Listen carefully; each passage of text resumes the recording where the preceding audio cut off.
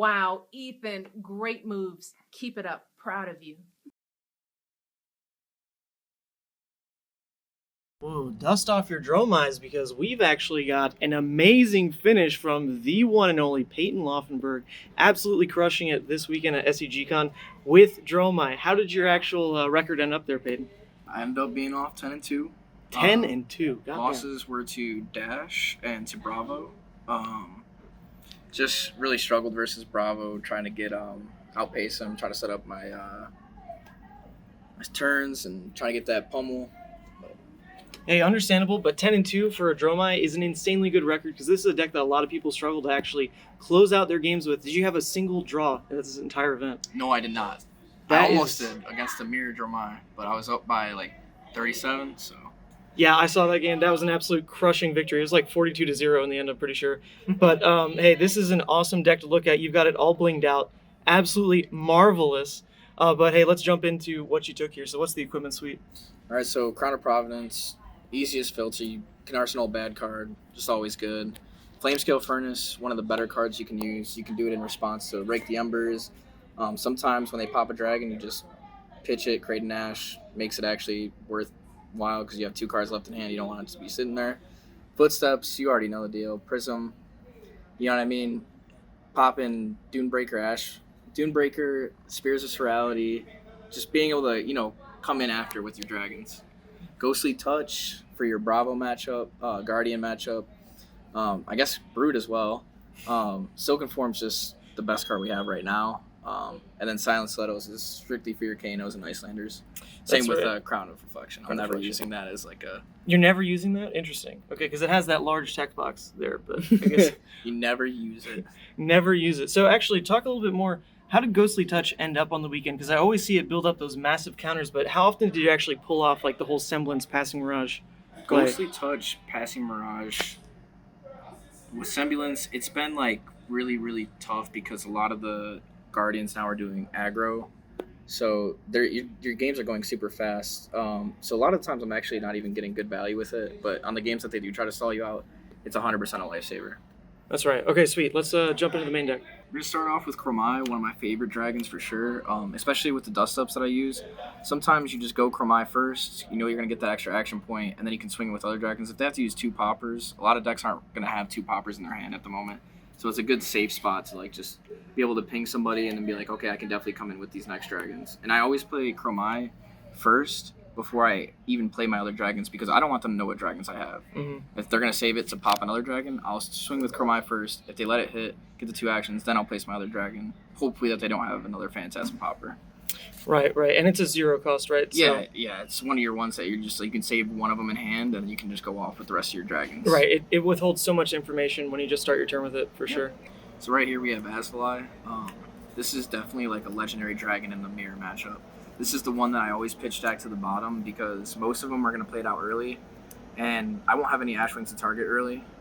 Late game, a lot of dragons will be on the board, so you can, swing at anything and then ping 2 Ashwings. Swing at a Chromai, ping 2 Ashwings. You can actually even ping your own Necria, which is kind of cool, creating Ash. So that's that. One of my favorite dragons for the mirror. Then we got Invoke Kyloria. It's a Snatch Dragon. I actually it's not great. It does force a lot of blocks, but mainly they're going to be blocking it out, and if they don't, you're probably in a winning state. A lot of, the one time that they did let it hit, I drew into a Fendel's Fighting Spirit and was able to close out a game that I might have even drawn. I don't even know. Perfect. And these are into the 1 cost now, so yeah. Those 0s, absolutely beautiful. Chromai, Azalea. Yep. But 1 cost also fantastic, right? Because you're recycling the Ash when you create it. Yeah, and that's another thing is sometimes when you're pitching for the invokes, you're not you're not losing Ash, you're just maintaining it. So you're gonna want to have cards that are gonna build up Ash as well, which is gonna be like your Command and Conquers, your Embermaw Senpais and stuff. But now you have Yenderai. This one's just it's a weird one. It's such good value, but could be so bad at certain times too. This one you have to really watch when you're playing it. Because if your opponent has a popper, it just feels really bad. You definitely want your opponent to try to attack it with 2 attacks. Kind of in the Fai mirror or in the Fai match, they're just gonna swing either Kodachi or a lower attack get 1 counter off of it, and then attack for 3. So it's really kind of like a 4-life dragon, but sometimes 6 versus the right hero.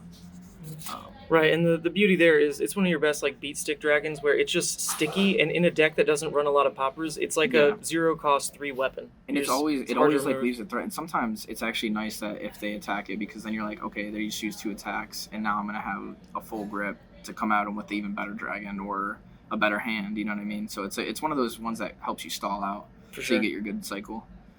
This one is very interesting, very good. I like to sometimes you can even set it up to where I'll arsenal this and then I'll draw into another dragon. I don't want to play it if I don't have a dragon that's good that I'm going to be attacking with. I want to save it because I'll play Mirage and then I'll attack with someone like a Vincerakai, and then they had no chance to kill it on their turn. It's just giving you really good value because then this is like a force attack. They have to attack this or else they're going to be getting milled the whole game. For sure. Then we have 1 solo Uya. I use it in the mirror. I use it against Kano, Iyslander. It's just a dragon that you have to have, especially when you're getting people are destroying a lot of your dragons. This one's like one of the ones that's really tough to kill, and it keeps making more little pests that will keep pinging your opponent, especially in the Iyslander matchup. Mm-hmm. It's one of their one of the ones that they definitely don't want to see. Right, and why do you run it as a 1-of in particular?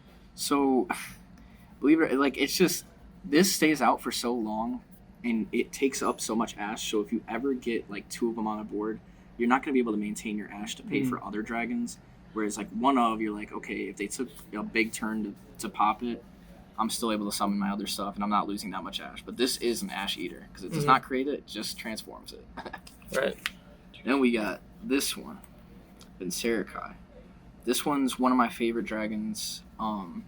People oftentimes don't even want to attack it because it's 1 health, and a lot of the time on a surprise attack, like I'll summon a dragon, leave 2 floating, and then pitch a red for Vincerakai because they don't see it coming. They'll just think like, oh, it's just Kyloria, or oh, it's just Chromai, and then this one just comes in at the end. They already blocked 3 with another attack, and just really, really good value. If they let it hit, you're getting 9 value, and then they have to attack it next turn, or else they're letting you get even more value off of it.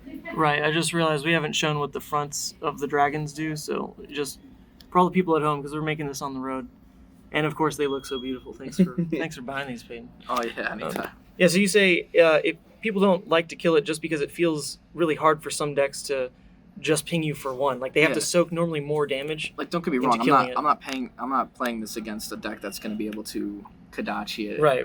Unless I really need to, and I'm trying to do it on their turn to attack. But a lot of the times this feels really good because they'll have to attack with like a 4 with go again, or maybe like a snatch, and then so like they're trying to get value off it.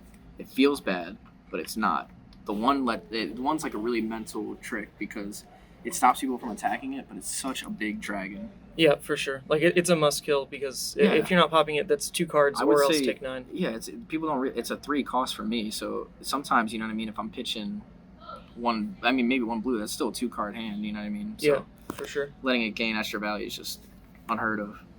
We have Necria. God, I love this. This is Demonastery pouring out for all my Leviathans. This is our dragon. Look at her.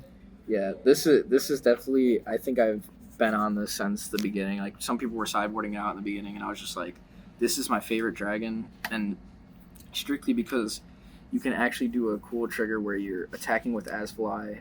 You can ping Necria, creating ash, and you can also do burn them all with Necria. Yeah, exactly. Look how cool that is. Because you ping, you choose 2 arcane targets, you choose your opponent, you choose Necria, and Necria is going to fully heal that damage anyway, but the -1 counter is that's going to stick, of course, and it's going to give you that ash token. Yep. But it's not, it's just a really cool interaction. Not many people see that. Yeah, and you're creating an ash, and then another huge thing is if you're attacking Necria with burn them all on the trigger, it counts as Necria dealing 2 points of damage, so it'll create 2 ash. Oh my god. Yes, whenever Necria deals or is dealt, that's crazy. Because the burn them all gives her the text box. Wow. In the mirror, I was able to attack his Necria and then ping him for 1 arcane as well, and creating 2 ash. Jeez. It was brutal. It was brutal. That's so cool. So cool. And then we have my favorite legendary dragon, Dominia. most of the time decks are going to try to run around like, I want to say 6 to 10 poppers, and then this gets rid of that one popper that's in hand, and then they have to kill it next turn. If they don't, they're just losing so much value. There's the front. Definitely the better dragon out of all three, in my opinion. Yeah, and the cost curve is beautiful, right? Because you get to pitch like normally a blue and a red. Yep. And that way it's kind of replacing its ash. Or at a good even curve. if you get rid of their banish and you pitch a blue and a red, something like Command and Conquer after it too. You pitch up 2 blues. It doesn't feel the worst playing it because then you have the 2 floating resource Command and Conquer. Right. Something extra in that. This one's more of like a setup one. This one's one of the ones that you definitely have to. I don't have this one. Oh shoot, we don't have that one in Marvel, folks. Wow. Yeah, I'm still working on this in unfortunate, Tumultai, so. This boy, he's big, money wise and cost wise. He costs 6 for those 6/6 stats. Yep, and then so these two are like really really tricky to get off. This one I'm actually sideboarding out in some matchups where I don't really care about their equipment. So like in matchups like Fai, you definitely want to sideboard it in because if you get this in anywhere between turn 1 to 4, you're going to be able to kill their mask, and that's literally all you care about because they're able to do their mask off of your ash wings, off of everything. Like it's so hard to try to block out their mask triggers, and then they're just getting free value off of that. So this is definitely a key in that matchup and other matchups that rely on their equipment, but some matches it doesn't do as much as you would think. Well, either way, this is like almost a win con in and of itself if you see it at the right time. Like versus Ranger, you double hit on their New Horizon. Yeah, New Horizons. Like versus a Pummel Levi deck, because obviously that's so meta. You hit their Tunic, their curve gets ruined for the rest of the game.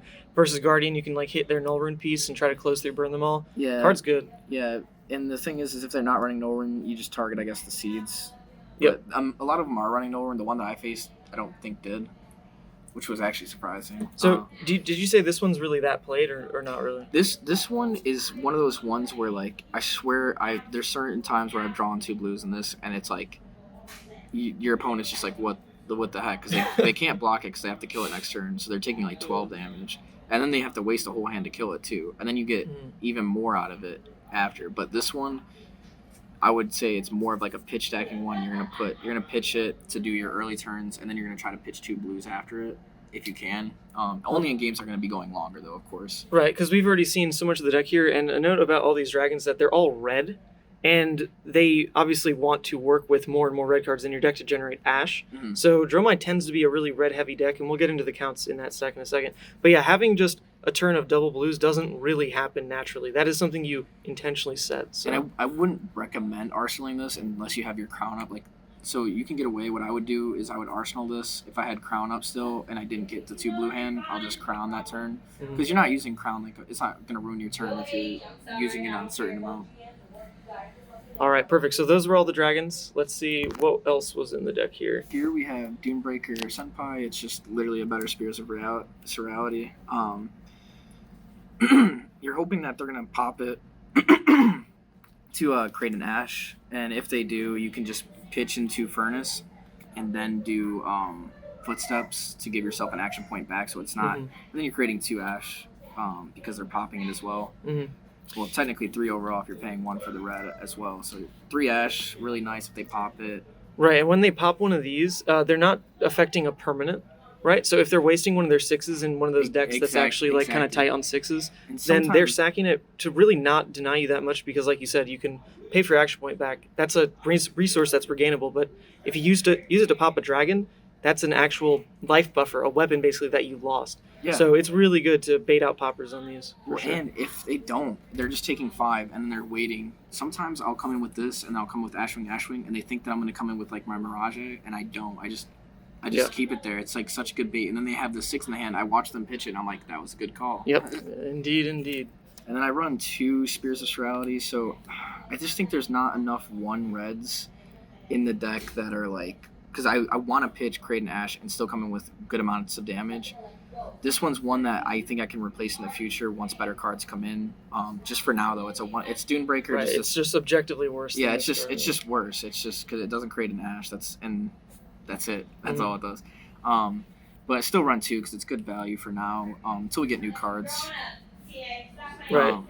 Next up, Emerald Senpai. I mean, what else can I say? It's a blue 2 for 6. It's just so good. And then when they pop it, it's just good for like late game. Some of your cards that are blue still hold good value if you want to pitch 2 reds early first turn and just get this out of the deck. It's not necessarily needed, but if they do pop it, creates you another ash. Yeah, but and the other weird thing about popping one of these that doesn't have go again is that you bought an action point back. Yes. So you can almost like have massive bait turns where you pitch a blue on this, they pop it, think it's good value. The last floating buys your action point, and there you go with something else with your turn. And then even if they do like pop it or anything, like whenever you pop something, depending on if you played a red this turn, but you could just pitch the rest of your hand into Flame Skill and Arsenal card to create the ash. Anyway, and then you're creating 2 ash, building up. I think a lot of people, the problem with Dromai is like you feel like you're losing because you're creating ash, but if you maintain ash early, that is like such a key in the matchup, because building ash and losing life and trading it for future, they're gonna think that they have lethal on you when you're on 20 and they're on like 33. They're like, okay, I'm winning this game, but in reality I have 3 dragons out that are gonna be milling you, keep getting value, and then you're gonna come at me with all these attacks, not worry about my dragons. I'm gonna block 3 cards, come in with a sigil, and then attack with 3 more dragons. Right, yeah, there were a lot of times I'd walk over and you were definitely trading early life for ash generation, but then you'd close those games anyway. Yeah. Because you're never forced in weird spots mid-game where it's, my ash is running out, I'm going to have to sacrifice life now. Yes. You made that conscious decision when life was a resource early in the game. It was really cool. There was a Dromai match where I was like, for some weird reason, he was like, oh, I was wondering why you were pitching 1 red for a blue sweeping blow, creating the ash or whatever. I had 11 ash, and he was struggling to get the dragons out with 1 ash, and he started to realize why I was doing those inefficient attacks first turn. But turns out later in the game, when you could do pitch deck your Azalea, then you're just really, really ahead on the curve, because once they can't generate ash, there's no way for them to kill your ash wings, because they're trying to kill them with their ash wings. Yep. So if they can't build them, then yeah, you absolutely, I mean, as we see the rest here, you actually really built your deck to beat the mirror, and you had the player skill to take it home, so it was really cool to watch, for sure. Yeah, I was expecting the mirror. I was expecting, because it's just like Prism, like even if the deck's bad, people will still run it, you know? The deck's not bad, I think you proved that. There was another Dromai in top 8 as well, and I mean, your record was just insane this weekend, 10-2, 10-2. And the thing is I was taking it, I was actually originally going to take Briar, my go-to, but I decided just to have fun this weekend, and in turn having fun and testing out something that hasn't been tested out before, like testing out my own, trying to like niche things like dust up and stuff. I was able to actually take the event while still having fun, because I was trying out my own list. Right, and instead you passed your Briar deck to Alberto. Say hi, Alberto.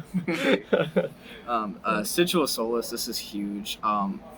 I always use this as bait, always arsenal it. Don't use it on like a turn where you don't need to, as like an end of a turn. If you have this just left in hand at the end, just arsenal it, and then somebody might think you're on lethal, play Sigil, and if you're not on lethal, you can block with a full hand and then play it and then attack with your dragons. Oh, for sure. Super good value, and you're getting 3. Some people won't block until the end of the turn. They think that they're going to be able to kill you because they're like, oh, I have 14 damage here, and he's on 14. And then you're like Sigil at the end. They're like, oh, now he can block out and just attack me with dragons. Right, and the other big thing here, this is like that cheeky illusionist trick that Prism had, where it's I'm going to swing with my shields or auras, and then react with the yellow, give everything go again. This is Dromai's equivalent, and it's like that sneaky card, and that's a good point, Peyton. Like, people will keep bad hands to try to, if they think it's like a way to present lethal. Yes. And Sigil's just a way to absolutely outplay that. And I mean, all Dromais are going to run this card, so it's just like the mind games are back in the meta. It's really cool. And I love Sigil first turn because, so all you need to do to activate Furnace is to play a red card. So you can first turn, play Sigil, pitch a red, create an ash, and then just pass turn. Like, it's like you're just gaining 3 life and an ash. Yep. It's just, and nothing they can do about it unless they have the Sigil. Cool. But moving on to Rake the Embers, probably one of the best cards in the deck. It's a way to create these annoying ash wings with Burn Them All.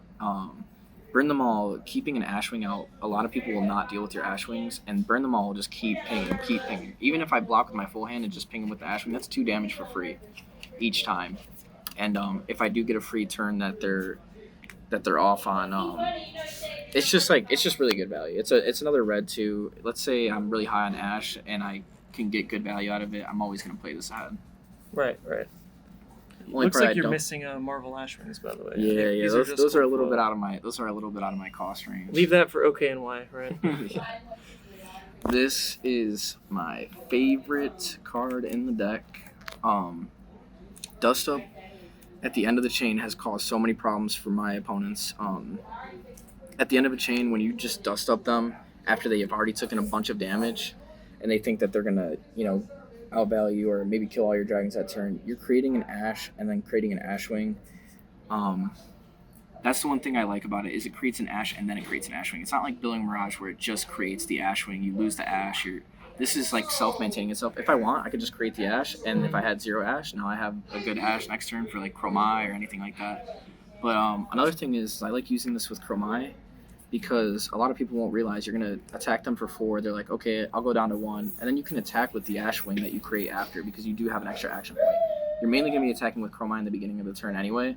So having the extra action point is so surprising to them. They're like, oh, wait, I totally forgot about that. And now you have to block an Ashwing for 1. Or if you have a Burn 'em All trigger, Right, and the really beautiful thing about this card as well is against Dromai, a lot of people side out defense reactions, right? Because you'd rather either not block the dragons or block them with a popper. And this thing comes in for 4. And so definitely people have gotten got by just the fact that, man, this is a breakpoint in a deck that I wasn't really expecting to deal with that from. And it's it's a big hit effect too for the value. And there's people that'll keep they'll keep 2 cards hand after blocking your dragons, and they'll be like, okay, this is what I'm going to come back with. And then you hit them with the Dust Up, and it's either are you going to let it hit or are you going to give me that turn? And that's what I really like. It's a really good game ender. And if worst case scenario you can't use it that turn because you already had an action point use, Arsenal, save it for the next one. And then you can use this as like a block 4 Dust Up, and you're creating an on-hit trigger. And a lot of the times Dust Up itself will come in for more value than just 4. Right, but you're also running it in blue, so why is that? So blue Dust Up is so huge because the same thing. Who's blocking a 2 at the end of a chain? If you're keeping a card in hand and you basically just took all this damage and then somebody's coming at you with the 2 and you use a 3 block, this will grab either an equipment piece or they're not respecting it enough. I've had blue Dust Ups that have come in for 7 value because of the fact that my Ashwing just keeps getting value. Right.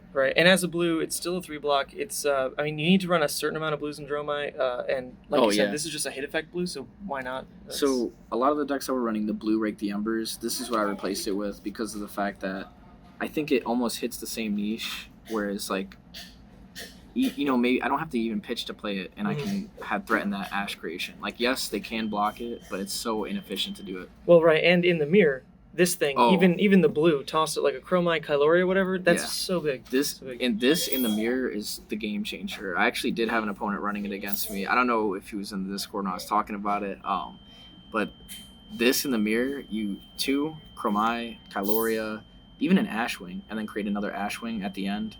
Especially when you can use things like Chromai on a dragon, so you automatically gain that action point. It's just super good value. Yeah. Okay. Awesome. What's next?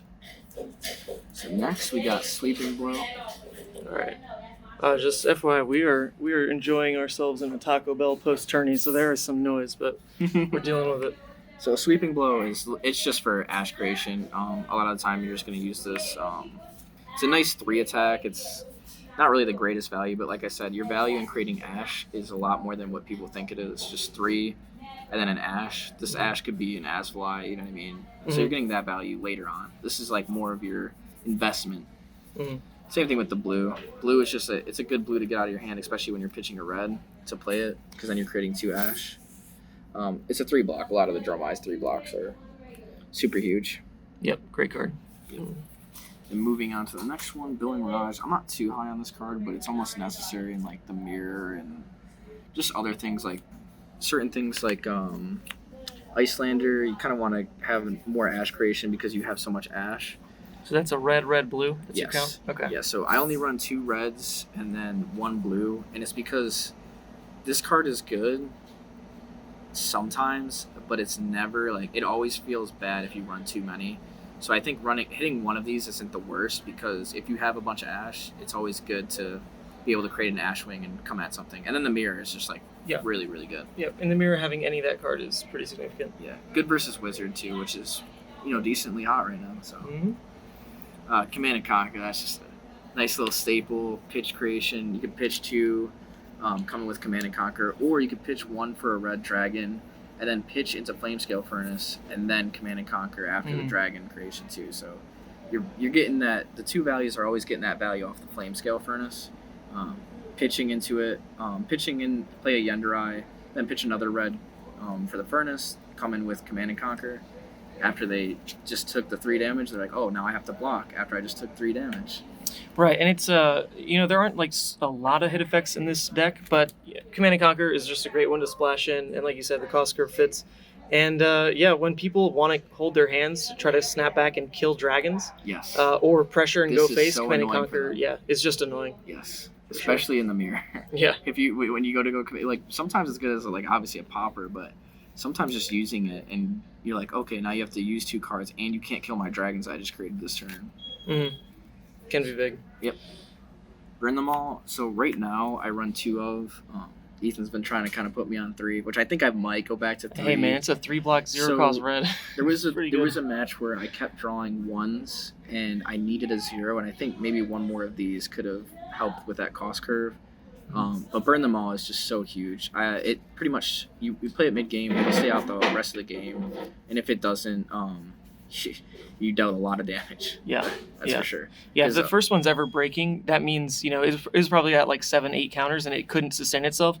So then that second one comes in and there's no way it's going to get to the point where it's naturally breaking. Like 2 is the right amount, but just because there might be situations where you need to block and stuff, I think 3 is. If you can create I don't Ash know. Wings effectively, you have to think, if you're getting 7 counters on Burn Them All, that means you did 7 Arcane, and that's a 0 cost 7 Arcane. So, you know what I mean? That's pretty good. Like, yes, you're banishing cards, but until there's another, like, aura maybe that where you'd have to do that, this card is just great. Yeah, and they're And it gold blocks foil. for 3. Well done. Auras never usually block for 3, so that's crazy how this one blocks for 3. Yep. Great Dromai. Sink Below, so a lot of the time, Sink Below is in the main board. A lot of the time I will have to try to set up my my pitch stack. Sometimes blocking the 4 on hits too is really nice, so I'll keep it in Arsenal, or I'll do something to where I filter my hand to where I get a better hand. Especially on their cost curves where you're going through your deck a little bit faster, you can kind of hope to hit a blue, play a big dragon. It also counts as playing a red card too, so if somebody attacks you first turn, you could technically, like let's say you play Sink Below and they try to pummel you, you can pitch into Flame Scale to get rid of it. If they already did the pummel and it already hit, you just pitch that last card to create the Ash. Right. You're talking like turn 0 situations. Yeah. But yeah, that always does come up because that is playing a red card for Furnace. Well, even There are interactions there. even in you're saying what, playing a red card? Yeah, because for Furnace, this is playing a defense reaction, right? Mhm. Is playing a red card. Yes, yeah. Yeah, so Furnace so is you- then active. So you then can pitch into Flame Scale Furnace. So let's say you try to block efficiently on a 7 or a 6, and then they pummeled it. Then you just pitch that card that would have been discarded. If you can't block it, obviously. Pitch that card that could have been discarded, create an Ash, and then you don't have to do the discard effect, you just take 4 damage. Right, and pitching a red into your deck is like that's what you want to do anyway. Yeah, so. that's what you're doing early turns anyway. Right. Although Pummel got you in top 8, not gonna lie. Yeah. you talk all this talk, Yeah, bait. yeah, No, yeah. Pummel got you in top 8. Yeah. So I didn't struggle versus Pummel. But Oasis Respite, I just use this versus Kano and Iyslander. Actually I'll use this versus Guardians as well. Just don't want to take that on hit. Instant, you can gain a life if you're lower. It's decent value, especially when you're dealing with people that are playing the Pummel builds, of course. And that's super good versus Wizard. Played this versus Kano, really good. But this one was the key matchup for Kano. Ooh, baby. Look at those beautiful promos. Kept one of these bad boys in Arsenal and waited till he had his really big turn with the Storm Striders, Aether Wildfire. And I had 2 floating. I had played my whole turn out, and he thought I was just having 2 floating, and I was passing priority to him. Thought I was pretty much done. I had a card in Arsenal. He thought I had nothing else to block with.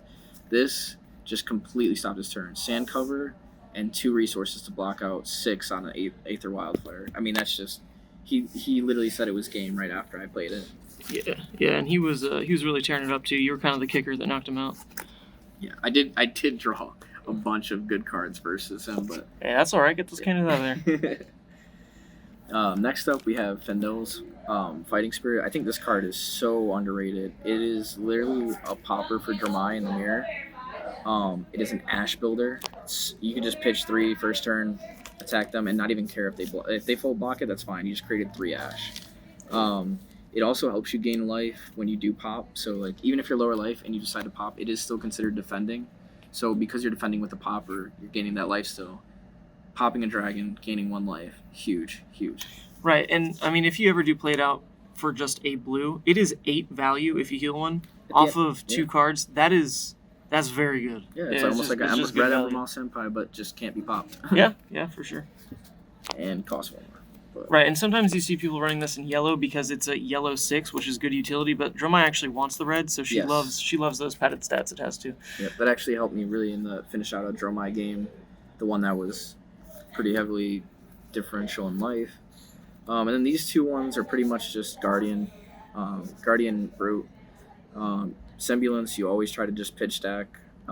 Passing Mirage, you just play out, and you're most likely never going to get the actual effect of it because the Guardians will just attack it right away. As soon as they see this, if they don't attack it, they're doing something wrong.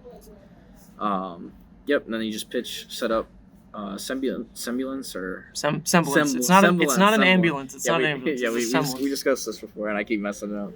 But this one's really hard to get because you do have to pay attention to your opponent's pitch deck as well. I had a game come up against Bravo where he pitched a Crippling Crush to come with my Semblance turn, and it's just they know when it's coming, so you almost can't predict it. They're going to come in with Crippling Crush, you're going to be stuck with Semblance, a card that doesn't block, and you're SOL. Right, you need to hope that you're kind of ahead on the pitch stack in lining that up, because if they put Disruption when they see you try to build for your Semblance turn, that is the big issue in actually pulling off this card. Yes.